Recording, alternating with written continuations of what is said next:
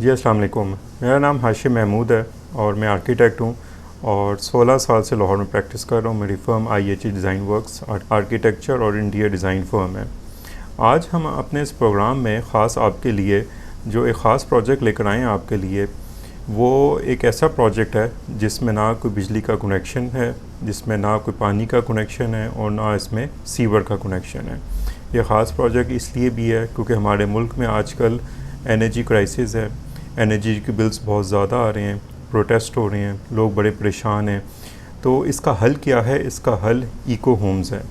तो ये जो प्रोजेक्ट हम आपके लिए लेकर आए हैं, ये सूरत शहर गुजरात सूबे में इंडिया के अंदर ये लोकेटेड है और ये इको होम्स का जो कॉन्सेप्ट है उसको बड़े अच्छी तरीके से इन्होंने यूज़ किया है। तो आइए हम आपको इस प्रोजेक्ट के बारे में बताते हैं। ये प्रोजेक्ट जो है ये इको फ्रेंडली प्रोजेक्ट है और इसमें ना पानी का कनेक्शन है, इसमें ना पावर का कनेक्शन है और ना इसमें सीवर का कनेक्शन है। 20 साल पहले जब ये प्रोजेक्ट बना उस वक़्त इस पूरे प्लॉट पर एक भी दरख्त नहीं था, लेकिन अब आप देखें तो ये पूरा जो प्लॉट है वो दरख्तों के साथ और प्लांट्स के साथ जो है वो भरा हुआ है। इसमें डिफरेंट स्पीसीज़ के दरख्त और पौधे जो हैं वो इस्तेमाल हुए हैं और ये जो दरख्त और पौधे जो हैं ये जो बटरफ्लाइज़ और बीज़ के लिए भी खाने का सबब बनते हैं। इस घर के अंदर सोलर और विंड पावर जो है वो दोनों इस्तेमाल हुई हैं और जो सोलर और विंड दोनों की कंबाइंड जो है वो 8 किलोवाट एनर्जी जो है वो प्रोड्यूस हो रही है। यानी सोलर और विंड दोनों मिलाकर 8 किलोवाट एनर्जी प्रोड्यूस कर रहे हैं और ये इसको स्टोर कर रहे हैं बैटरी के अंदर और उससे जो है ये पूरा घर जो है और पूरा सिस्टम जो है इनका वो पावर हो रहा है।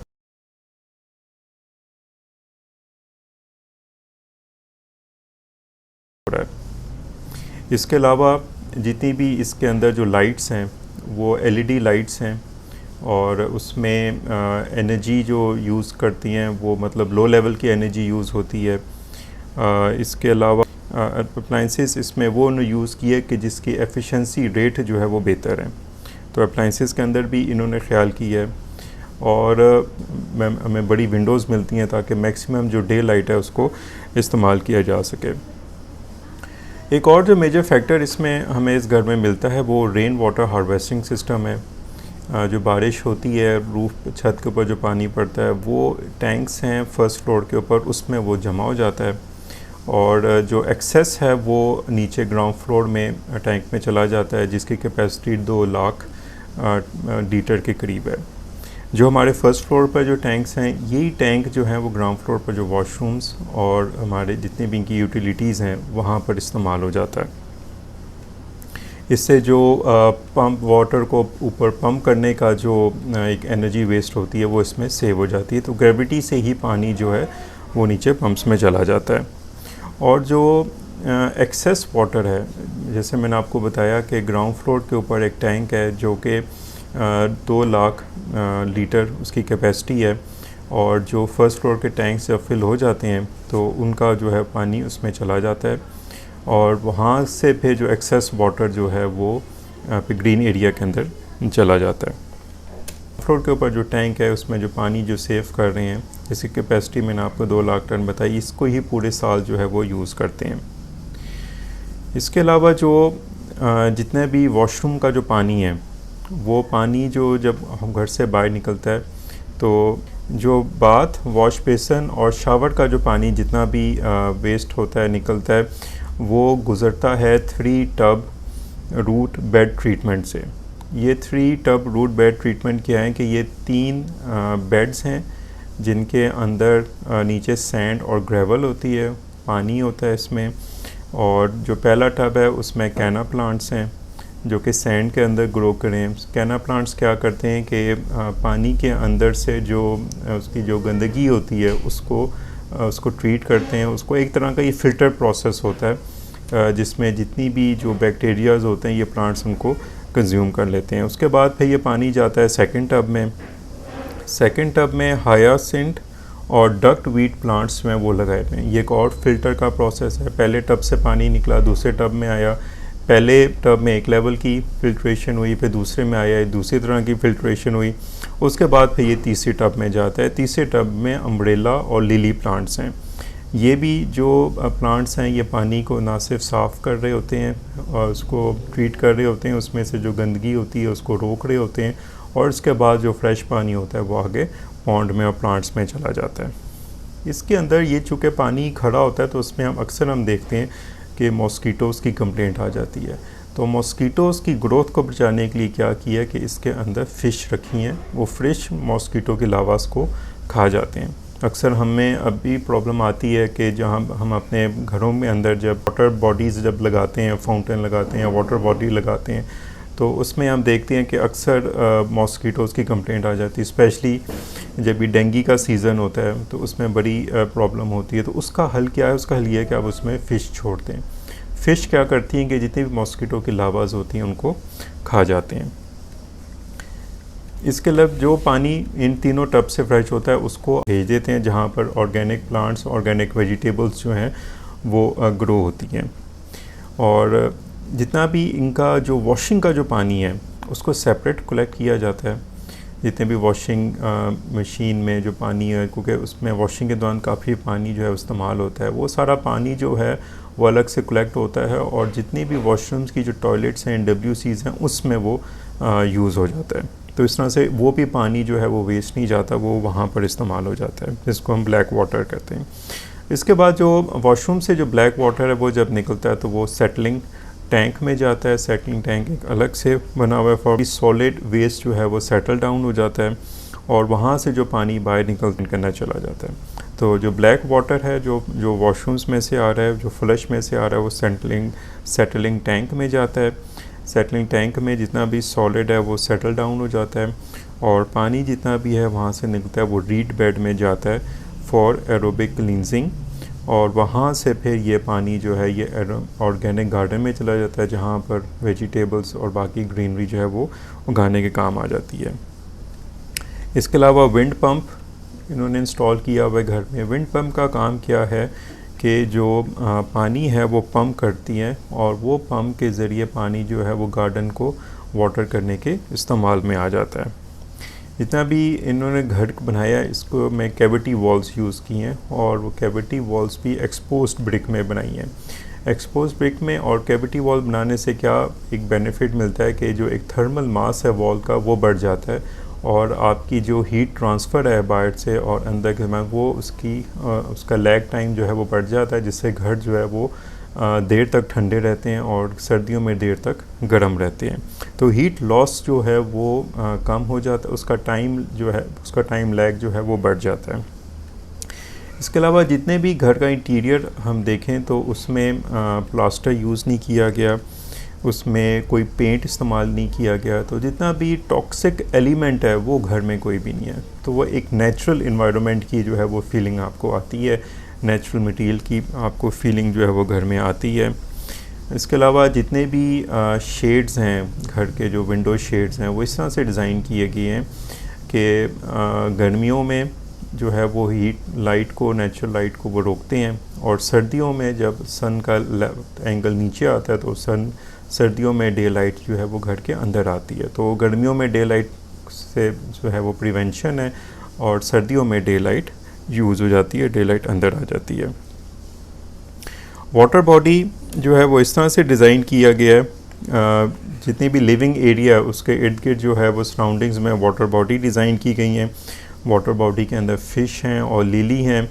इन दोनों से क्या होता है कि पानी जो है वो साफ़ रहता है। जैसे मैंने आपको बताया कि अगर आपके पॉन्ड है उसके अंदर आप फ़िश छोड़ते हैं तो उसमें मॉस्कीटोज़ नहीं उगते। इसी तरीके से जो लिली हैं वो भी पानी को साफ़ करने का काम देते हैं। तो इनसे क्या हुआ, जब लिविंग एरिया के इर्द गिर्द जो है वो वाटर बॉडी छोड़ी, उससे जो है वो लिविंग एरियाज़, उसका सराउंडिंग एरिया जो है वो ठंडा हो जाता है। प्लस ये है कि उसमें और फ़िश और लिली छोड़ने से पानी जो है वो भी साफ़ रहता है और ख़ूबसूरती इसके अलावा जो एक एनवायरनमेंट एक क्रिएट होता है इससे वो इसके अलावा है।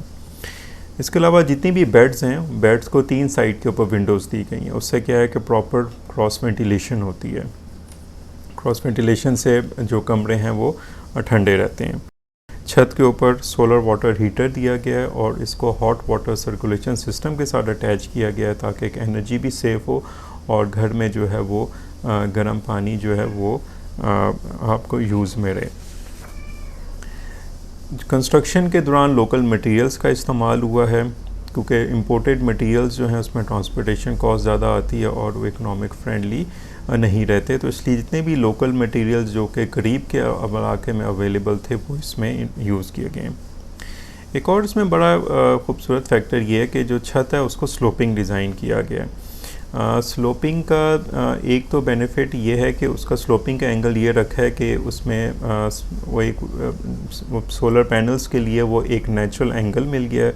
सेकंड ये कोल्ड एयर जो है वो नीचे से एंटर हो रही है और हॉट एयर जो है वो आपके ऊपर से एग्ज़िट हो रही है। तो दो लेवल्स के ऊपर फैंस दिए हैं, एक फ़ैन दिए हैं वो नीचे विंडोज़ पर दिए हैं जहाँ से कूल एयर एंटर हो रही है, और दूसरा फ़ैन जो कि एग्जॉस्ट फ़ैन है वो क्या कह रहा है वो हाइट के ऊपर दिया गया है जहाँ से हॉट एयर जो है वो इंक्रीज़ हो रही है। तो इस तरह से एक सर्कुलेशन सिस्टम बन रहा है और पूरे घर को ठंडा भी कर रहा है, हॉट कूल एयर एंटर हो रही है, हॉट एयर एस्केप हो रही है, और उसके बाहर वाटर बॉडी है जो कि सराउंडिंग एरिया को ठंडा करे। तो बाहर से जो हवा आ रही है वो ठंडी है और जब वो ऊपर से एस्केप हो रही है तो हॉट एयर जो घर के अंदर की जो हॉट एयर होती है वो ऊपर से एस्केप हो जाती है। तो उससे एक पूरा एयर कंडीशनिंग सिस्टम जो है, एक नेचुरल एयर कंडीशनिंग सिस्टम वो बन जाता है।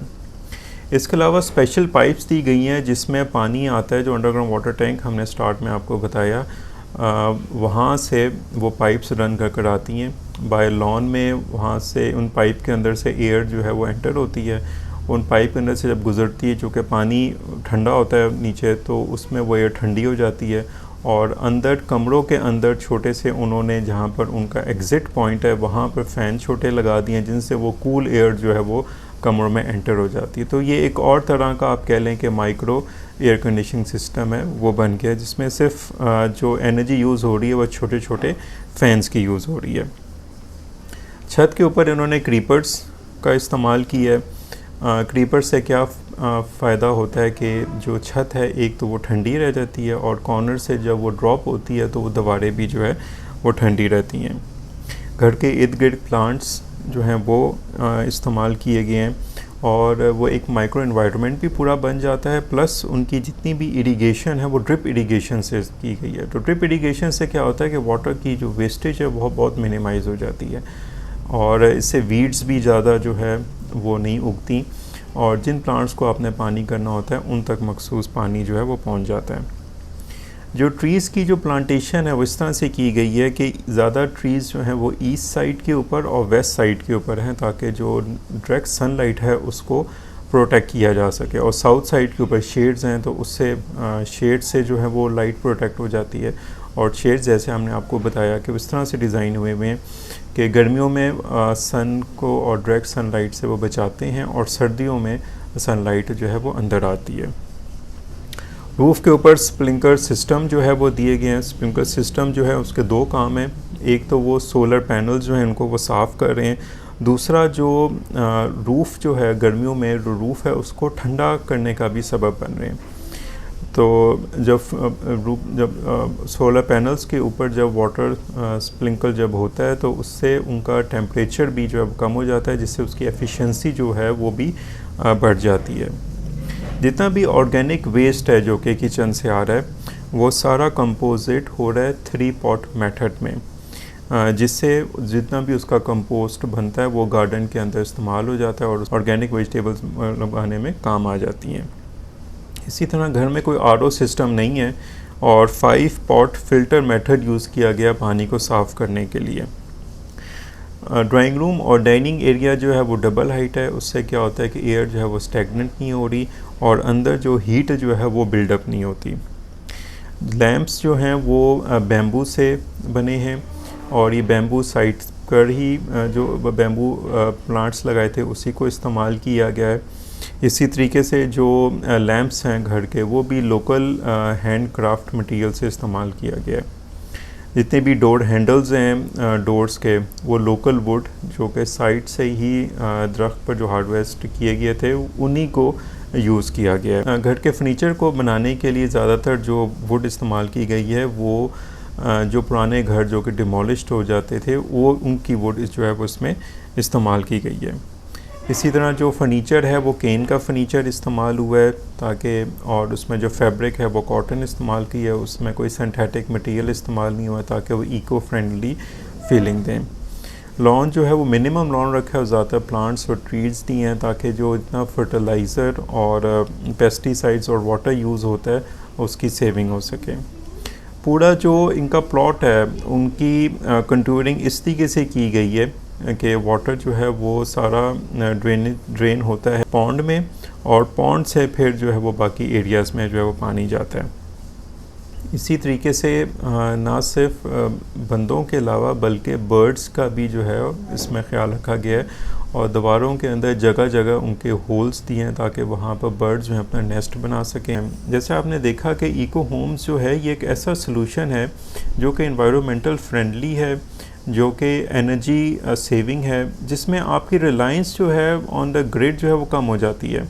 आप इंडिपेंडेंट हो जाते हैं और आप अपनी प्रेमिसेस में ही आप एनर्जी भी प्रोड्यूस कर रहे हैं, आप वाटर और सीवरेज का भी सिस्टम बना रहे हैं, आप प्लांट्स और एक माइक्रो एनवायरनमेंट भी बना रहे हैं। तो एक आप कह लें कि पूरा एक इको फार्म आप बना लेते हैं इसकी मदद से। तो मुझे उम्मीद है कि आपको अपनी आज की वीडियो अच्छी लगी होगी। इसमें कमेंट ज़रूर कीजिएगा, इस हवाले से कोई भी आपको राय चाहिए हो, कोई सवाल हो तो ज़रूर पूछिएगा। मुझे इजाज़त दीजिए। अस्सलाम वालेकुम।